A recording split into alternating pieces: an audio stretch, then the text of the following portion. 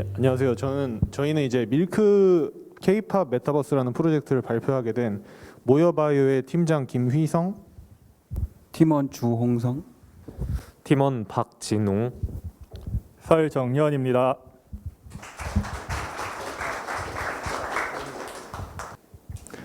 네, 일단 목차는 이 5가지로 진행을 하게 될 것 같고요.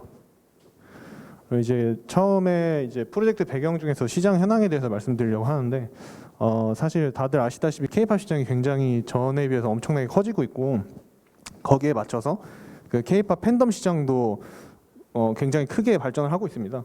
그래서 보시면 이제 그 K-팝 팬덤 구매 파워가 8조 원에 육박할 것이다라는 예상이 있고, 그리고 이제 유사 서비스인 위버스 다운로드 수가 2,500만을 돌파했다라는 소식도 있고, 그리고 이제 기존의 실가면 콘텐츠 시장이 32조 원을 돌파했다라는 어떤 그런 예상 속에 K-팝 팬덤 시장과 K-팝 시장이 성장을 하고 있습니다.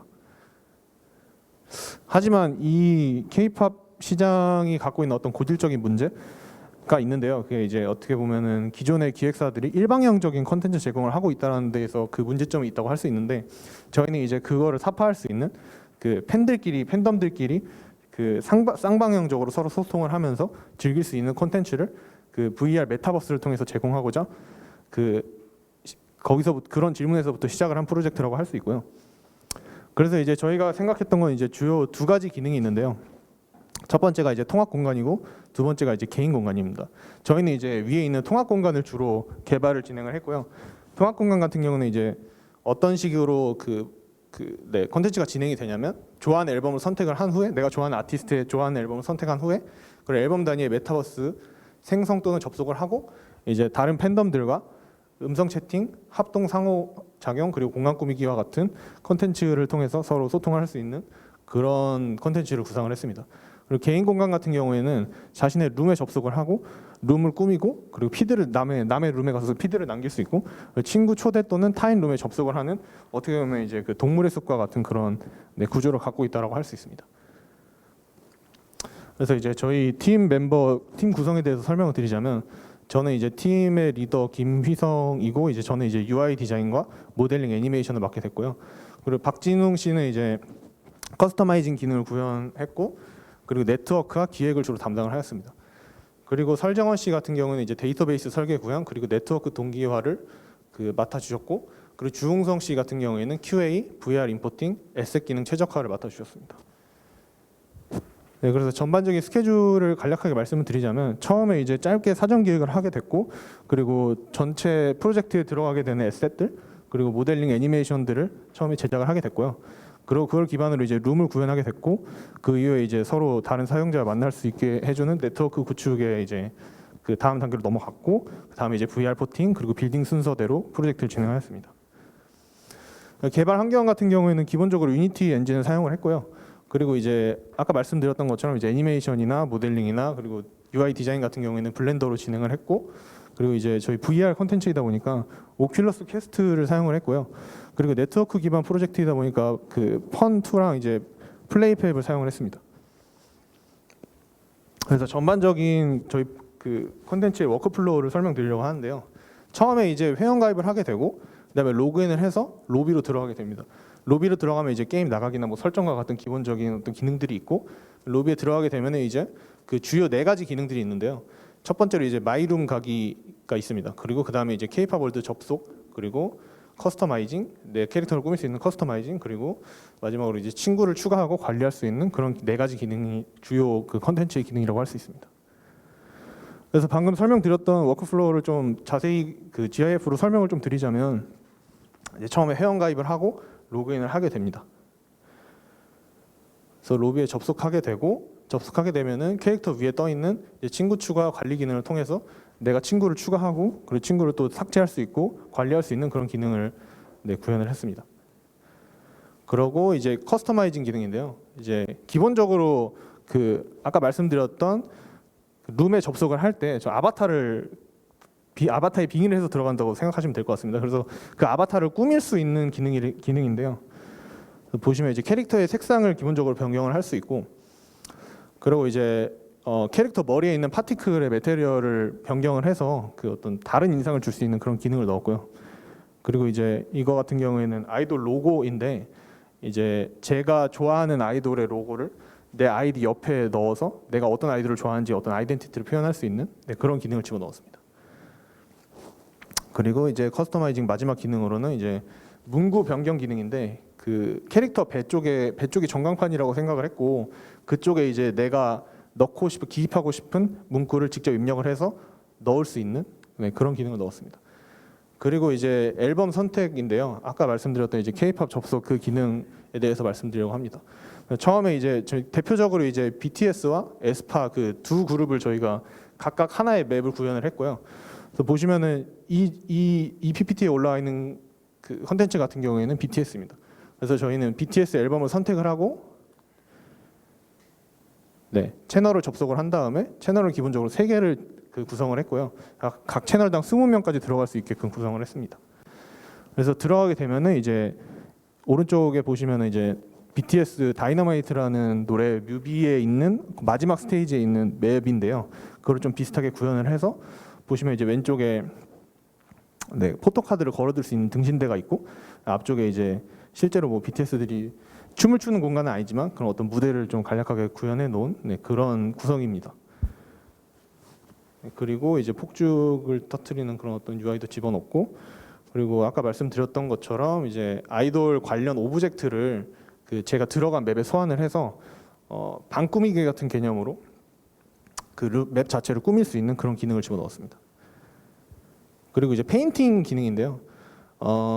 제가 이제 내가 다른 유저와 소통을 할 수 있는 또 하나의 방식이라고 생각을 하면 될 것 같습니다. 그래서 보시면 나는 뭐 BTS를 좋아한다, 뭐 이런 식으로 쓴다든지, 그러고 이제 방금까지 말씀드린 그런 어떤 룸 내에서의 기능들을 전부 다른 유저와 공유할 수 있고요. 그리고 보시면 이제 춤을 추고 있는데 춤도 구현을 했습니다.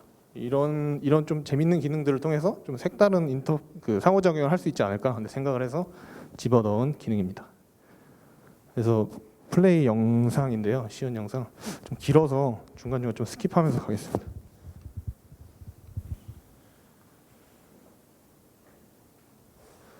기본적으로 접속을 하고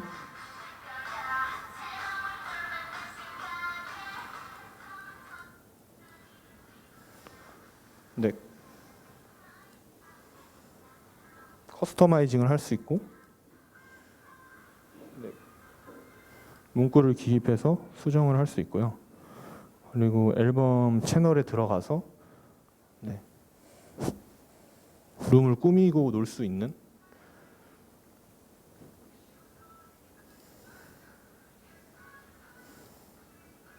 페인팅도 할 수 있고요.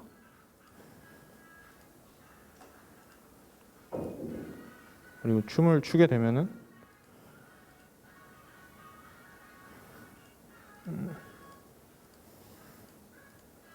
그 기능이 지금 안 들어갔네요. 그 지금까지 콘텐츠에 대한 발표를 마치고 각자 느낀 점을 이제 말씀드리려고 합니다. 이제 저 같은 경우에는 이제 제가 직접 아무래도 기존의 에셋 스토어나 그런 데 있지 않은 어떤 그런 모델링이나 디자인을 하려고 하다 보니까 직접 그런 것들을 만드는 데 있어서 조금 그 문제가 있었던 아쉬웠던 부분이 좀 있었던 것 같고요. 아무래도 좀 제가 디자인을 맡았다라고 했는데 사실 프로그래밍을 배우러 와서 이제 디자인을 조금 더 많이 한 게 아닌가라는 좀 그런 아쉬움이 있고요. 그렇습니다. 그리고 이제 다음 분.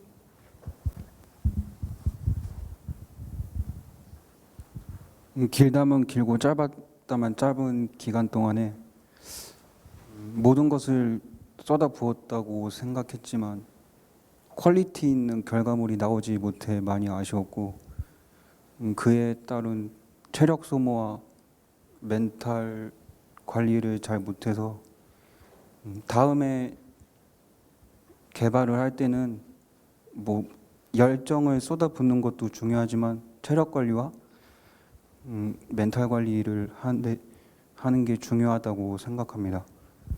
그래서 내가 여태까지 즐겼던 재밌는 콘텐츠들은 개발자, 디자이너를 갈아서 만들었구나 하는 생각을 하게 되었습니다. 그래서 좀 더 퀄리티 있는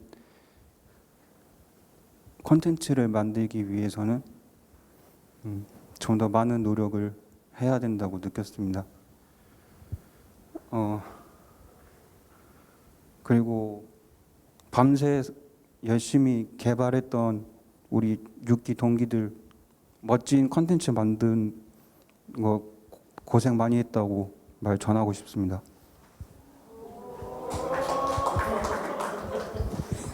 네, 앞에서 이렇게 얘기하니까 저도 일단 저희 6기분들 사랑합니다.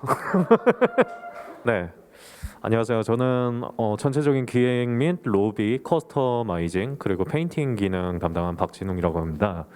네, 일단 굉장히 아쉬웠던 부분은 저희가 이제 기획이 아무래도 K-팝 메타버스인데 K-팝 메타버스의 경우 참조할 컨텐츠가 그렇게 많지 않아가지고 기획 단계에서 굉장히 좀 많은 시간을 소요했고요.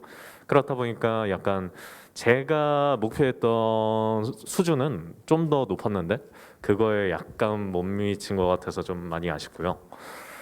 그리고 사실 오프라인 코드 같은 경우는 굉장히 빠르게 짰는데 이거를 이제 VR 환경이라든지 아니면 네트워크라든지 데이터베이스 이런 거랑 연관돼서 다시 한번 짜야 되다 보니까 사실 뭐 유튜브 같은 것도 많이 찾아보고 그러다 보니까 시간 소모가 많이 돼서 네, 완성도를 좀 더 높이고 싶었는데 그 부분이 아쉽게 되었습니다. 네, 이상입니다. 예, 네트워크 전반적인 부분을 맡은 설정현입니다. 저 같은 경우도 뭐 익숙하다면 익숙하고 낯설다면 낯선 그 네트워크 환경에서의 그 기능들을 하다 보니까 이게 제가 생각했던 것보다 훨씬 그 상호 팀원들이 제작했던 기능들이 네트워크상에서 굴러가게 하는데 그 동기화시키는데 좀 더 어려움을 겪은 게 많았고요. 이게 이렇게 다 기능들이 제대로 구현화되긴 했지만 또 이게 뭔가 하나씩 나사가 빠진 것처럼 구현이 돼서 그 부분이 굉장히 좀 아쉬운 점이었던 것 같습니다. 뭐 예를 들면은 데이터베이스에서 본인이 커스텀한 값을 제대로 받아오긴 하지만 이게 개별적으로 적용되는 게 아니라 그 자신의 값이 그 방에 들어있던 모든 플레이어들에게 적용된다거나 뭐 아이템 그 오브젝트를 소환했는데 내가 원하는 위치에 이게 최종적으로 오긴 하지만 엉뚱한 곳에서 생성돼서 제가 원하는 위치까지 날라서 생성된다든가 하는 부분들이 좀 완벽하게 재현됐으면 어떨까 하는 좀 아쉬움이 났습니다. 네, 발표 여기까지 하겠습니다. 감사합니다. 네, 질문 네, Q&A 시간 갖도록 하겠습니다. 네트워크 모듈은 뭘 썼어요? 일단 네트워크는 그 포톤 네트워크를 썼습니다. 포톤 서버 쓰신 거예요? 포톤 네트워크? 예, 그럼 뭐 비동기화 시켰어요? 아니면 클라우드 서버 방식으로 쓰신 거예요? P2P 방식으로 쓰셨는지 아니면 클라우드 서버 방식 썼는지 모르죠. 보니까 B2B 같은 느낌이 좀 들어서요. 그거는 아마 그 서버를 두셨어요? 아닙니다. 네트워크 동기화만 시키신 거죠? 예, 그렇습니다. 이게 메타버스라는 게 되게 어려운 거. MMORPG를 갖고 완전히 VR 세계 새로 만드는 구조인데 저는 개인적으로 도전은 정말 하려 했으나 조금 아쉬웠던 점은 차라리 저거를 일부만 딱 해서 페인트 칠 쪽을 딱 하고 그냥 좀 집중을 했었으면 훨씬 더 퀄리티 있게 나올 것 같아요. 왜냐면 메타버스 비디오 트셨고 메타버스 음악 틀고 서라운드 하고 뭐 공간 세팅하고 네트워크가 8주 만에 나올 수 있는 구조물은 아니에요. 프로가 해도. 근데 거기서 더 많은 거를 너무 표현하시려는 게 조금 아쉬운 점이 좀 있고요. 기술적으로는 되게 많은 도전을 하셨는데 이제 다음에 많이 하신다면 이게 저희가 이제 상용 콘텐츠 개발을 하는 입장에서 본다 그러면 너무 무모한 도전은 사실상 되게 힘든 부분들이거든요. 포트폴리오 보기에도 그런 걸 좀 더 잘 다듬어서 꼭 핵심적인 부분 구현했으면 훨씬 좋았을 것 같습니다. 하여튼 고생 많으셨습니다. 감사합니다.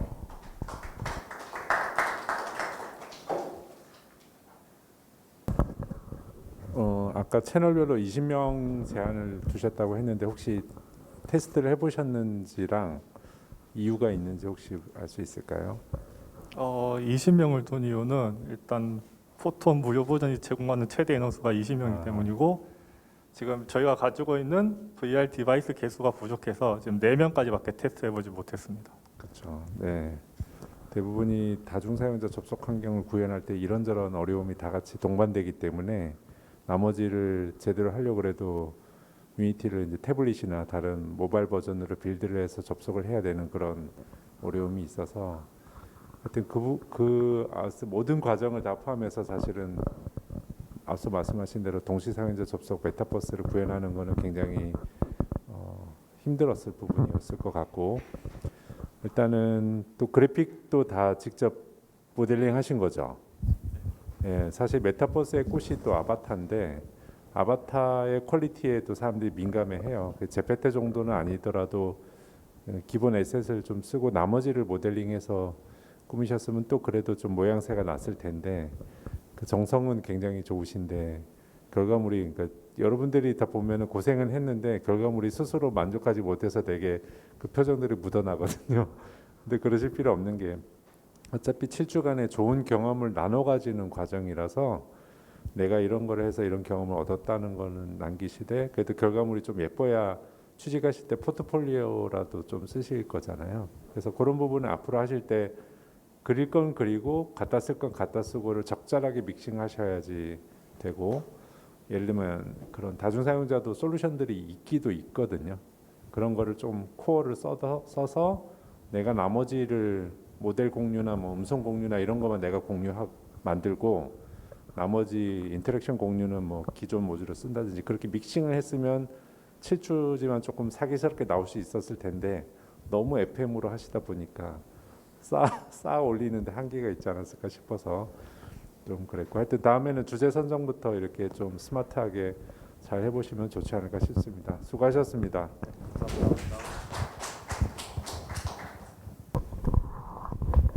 네, 아까 그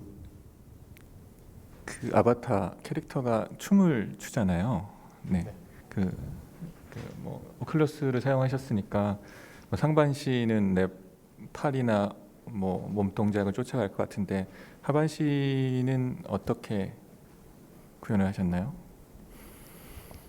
그 춤 말씀이시죠? 네, 하반신 그냥 캐릭터, 그러니까 리깅을 어떻게 하셨는데? 네, 애니메이션을 적용을 하신 건가요? 따로?